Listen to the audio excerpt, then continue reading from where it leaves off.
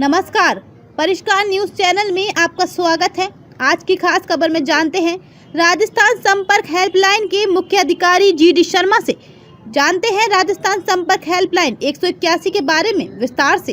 राजस्थान संपर्क हेल्पलाइन 181 प्रदेशवासियों के लिए अपनी समस्याओं का समाधान करने के लिए एक महत्वपूर्ण हेल्पलाइन है। इसके माध्यम से वे अपनी सभी समस्याओं को हेल्पलाइन पर 181 के माध्यम से रजिस्टर्ड कर सकता है और जल्दी उनका समाधान प्राप्त कर सकता है। GK शर्मा, मैं तकनीकी निदेशक के पद पर यहाँ पर डिपार्टमेंट ऑफ IT में कार्यरत हूँ, राजकॉम में ग्रुप जनरल मैनेजर की पोस्ट पर। और राजस्थान संपर्क का मैं ऑफिसर इंचार्ज हूँ पूरे राजस्थान के लिए।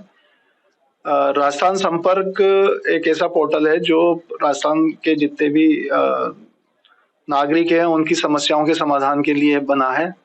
इस पोर्टल के अंदर करीब सभी विभाग, जितने 120 विभाग, जितने नगर निगम, नगर निकाय, बोर्ड, जितनी भी इंस्टीट्यूशंस हैं, इसके साथ में जितने भी एकेडमिया, यूनिवर्सिटीज, ये सारे के सारे इसके यहाँ पर जुड़े हुए हैं पोर्टल के ऊपर। इस तरह से करीब 255 जो हैं वो राजस्थान के विभिन्न विभाग, बोर्ड, निगम और एकेडमिया, ये सारे के सारे यहाँ पर जुड़े हुए हैं। और उन सभी विभाग जो भी कार्य करते हैं पब्लिक के लिए, जो भी सर्विसेज डिलीवर करते हैं, और उन सर्विसेज को लेने में या डिलीवरी में कोई बाधा है या पब्लिक को कोई परेशानी है, तो वो परेशानी अपनी यहाँ पर 181 पर डायल करके, नंबर पर डायल करके और बताते हैं। 181 जो है वो CM हेल्पलाइन के नाम से राजस्थान के अंदर जाना जाता है। राजस्थान संपर्क पोर्टल एक ऐसा पोर्टल है जो पूरे भारत के अंदर अपनी एक महत्वता रखता है, क्योंकि इसके अंदर जो भी प्रोसेस है वो पूरा ऑटोमेशन पर है। और ये एक ऐसा सिस्टम है जो 181 हेल्पलाइन से सीधा इंटीग्रेटेड है, सीमलेसली इंटीग्रेटेड है। राजस्थान संपर्क पर सभी विभागों को ये हिदायत दी गई थी कि वो अपने अपने सब्जेक्ट्स जो हैं वो आइडेंटिफाई करें कि किन विषयों पर वो पब्लिक से जन शिकायतें प्राप्त करेंगे। तो सभी विभागों ने अपने अपने विषय यहाँ पर जो है वो निश्चित किए हुए हैं कि ये विभाग में ये होंगे। जैसे अगर PHED है तो हम पानी का कनेक्शन समय पे नहीं मिला, या पानी का प्रेशर कम है, या पानी कहीं टैंकर से सप्लाई होता है तो वो ठीक से सप्लाई नहीं हो रहा है। इस तरह से ऐसे ही रेवेन्यू विभाग है तो रेवेन्यू विभाग में अगर किसी का पट्टा जारी नहीं हुआ, या किसी का जो नामांतरण नहीं खुला, या कोई जमीन की पैमाइश होनी है, तो उन्होंने अपने अपने सभी विभागों ने अपने इसी तरीके से सब्जेक्ट आइडेंटिफाई किए हुए हैं। और हर सब्जेक्ट के लिए 4 अधिकारी जो हैं वो नियुक्त किए हुए हैं, जिसमें L1, L2, L3, L4 हम जो लेवल देते हैं उसमें L1 generally block level officer है, L2 जो है वो डिस्ट्रिक्ट लेवल ऑफिसर है, और L3 वो हेड ऑफ डिपार्टमेंट, और L4 जो है सेक्रेटरीज एंड अबव है। तो ये जो L1, L2, L3, L4 जो ऑफिसर्स हैं, ये जिन सब्जेक्ट्स को देखते हैं अपने जुरिडिक्शन एरिया के अंदर, उन सब्जेक्ट्स को इन अधिकारियों से मैप कर रखा है। जैसे मैं एग्जांपल दूं, सपोज मनरेगा में किसी ने मनरेगा में काम मांगा और उसको समय पर काम नहीं मिला, तो वो उस मनरेगा में वो जिस भी पंचायत समिति का रहने वाला है, ग्राम पंचायत का जिस गांव का रहने वाला है, उसमें जो विकास अधिकारी उस मनरेगा के काम को देखते हैं, तो वो मनरेगा के जो अधिकारी हैं वो उसके लिए L1 ऑफिसर हो गए। तो अगर इससे संबंधित कोई भी शिकायत जाती है तो जब वो अपना नाम पता वगैरह बताते हैं, तो उस नाम पता जिस क्षेत्र की वो शिकायत है, तो उस शिकायत के क्षेत्र के हिसाब से वो सीधी वो ग्रीवेंस जो है वो संबंधित विकास अधिकारी को अलोकेट हो जाती है। ये ऑटो अलोकेशन है, इसमें किसी का कोई ह्यूमन डिस्क्रिप्शन नहीं है।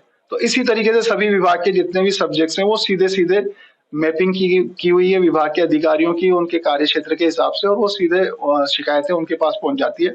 हर शिकायत पर टाइमलाइन फिक्स है कि अगर वो उस टाइमलाइन में उस शिकायत को अगर निस्तारित नहीं करते हैं तो वो शिकायत उच्च अधिकारी को हस्तांतरित हो जाती है। जैसे अगर विकास अधिकारी समय पर कोई काम नहीं करेंगे तो उनकी शिकायत CO जिला परिषद को ऊपर लेवल पे चली जाएगी, और अगर CO जिला परिषद भी समय पर उसका निस्तारण नहीं करते हैं तो वो HOD जो L3 ऑफिसर हैं, जो यहाँ पे राज्य स्तर पर बैठते हैं, जो उस परियोजना के प्रोजेक्ट डायरेक्टर हैं या कमिश्नर हैं, उनके पास में चली जाती है।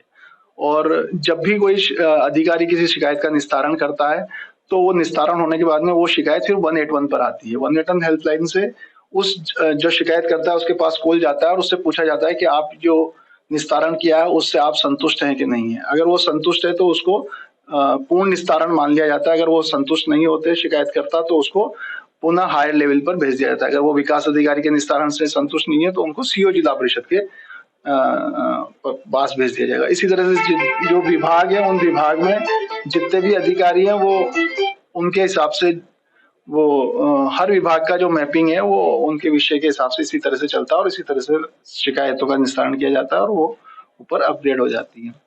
181 हेल्पलाइन जो है वो सीमलेसली इंटीग्रेटेड है। शिकायत दर्ज करने के बहुत सारे सोर्सेज हैं, बहुत सारी जगह हैं जहाँ से जन शिकायत दर्ज की जा सकती है। राजस्थान संपर्क का एक पोर्टल है जिसपे जाकर के कोई भी आम आदमी अपनी शिकायत दर्ज करवा सकता है। मोबाइल ऐप है, मोबाइल ऐप के माध्यम से भी करवा सकता है। ई मित्रा है, ई मित्रा पे भी जाकर के वो अपनी जन शिकायत दर्ज कर सकता है। इसी तरीके से वो अगर 181 पे कॉल करता है तो 181 पे भी अपनी शिकायत दर्ज करा सकता है। जनरली करीब 85% शिकायतें जो है वो 181 पर ही दर्ज होती है।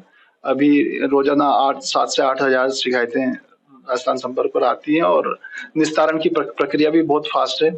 माननीय मुख्यमंत्री महोदय के निर्देशानुसार और माननीय मुख्य सचिव महोदय जो प्रति सप्ताह इसकी मॉनिटरिंग करते हैं, इन शिकायत जो प्राप्त होती है इनके निस्तारण की, तो करीब 99% शिकायतें जो है अभी राजस्थान संपर्क पर निस्तारित हैं।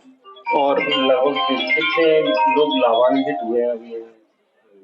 इसमें करीब जो है आप ये समझिए कि 1.5 करोड़ के आसपास, 1.5 करोड़ के आसपास जो है वो शिकायतें यहाँ पर दर्ज हैं और उसकी 99% शिकायतें जो है वो 2017 से अब तक वो सारी निस्तारित हुई है। हाँ, और इसमें जो सेटिस्फेक्शन है वो करीब 65 से 70% के बीच में लोग संतुष्ट भी होते हैं यहाँ के निस्तारण से। कुछ लोग संतुष्ट भी नहीं होते हैं, पर वो बहुत सारे लोगों की शिकायत नहीं होती, वो डिमांड होती है। तो डिमांड में कई बार ऐसा होता है कि क्योंकि उसमें फाइनेंशियल सैंक्शंस और बहुत सारी चीजें रहती हैं, या कुछ ऐसी डिमांड होती है जिसमें जो डिमांड करते हैं वो उस एलिजिबिलिटी क्राइटेरिया को मैच नहीं करते। जैसे बहुत सारे आते हैं मेरा बीपीएल में नाम जुड़ा दो, पर वो बीपीएल के लिए एलिजिबिलिटी क्राइटेरिया में नहीं आते। तो इस तरह की बहुत सारी शिकायतें जो निस्तारित नहीं भी हो पाती हैं, पर अमूमन जो शिकायतें निस्तारण की है वो निस्तारित हो जाती है। मोटे तौर पर L1 से L2 में लगभग कितने प्रतिशत शिकायतें ट्रांसफर होती है? 20% के आसपास जो है वो L1 से L2 पे चली जाती हैं, जो या तो सेटिस्फाइड नहीं होते लोग या एस्केलेट हो जाती है टाइम में की वजह से।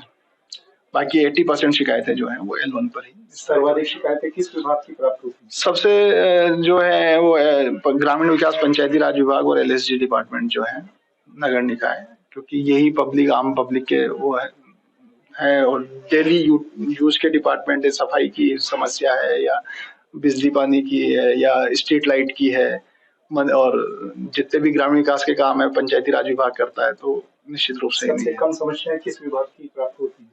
सबसे कम समस्याएं तो क्योंकि इतने सारे 255 हैं तो बहुत सारे डिपार्टमेंट तो ऐसे हैं जिनकी पूरे साल में 2-4 समस्या आती हैं। पर मैं ये जरूर कहूंगा कि जो पहले 30 डिपार्टमेंट्स हैं उनमें सारे जितने भी हमारे इंजीनियरिंग डिपार्टमेंट है, जैसे PHED, PWD और JVVNL, एनर्जी डिपार्टमेंट जो है हमारा, और रेवेन्यू डिपार्टमेंट है, ग्रामीण विकास पंचायती राज है, LSG है, इन विभागों की जो समस्या है वो प्रमुख रहती है। कृषि विभाग है, सहकारिता विभाग है, वुमेन एंड चाइल्ड डेवलपमेंट विभाग है। तो इन विभागों की समस्याएं जो है वो प्रमुख आती हैं, और क्योंकि रोजमर्रा के कार्य इन्हीं विभागों से होते हैं लोगों के, तो यही की समस्याएं ज्यादा आती हैं। आप देख रहे हैं परिष्कार न्यूज चैनल। यदि आपको ये वीडियो पसंद आया हो तो चैनल को लाइक करें और सब्सक्राइब करें और कमेंट बॉक्स में अपना कमेंट शेयर करें। अपने आसपास की खबर के लिए संपर्क करें। संपादक परिष्कार न्यूज, जयपुर, राजस्थान।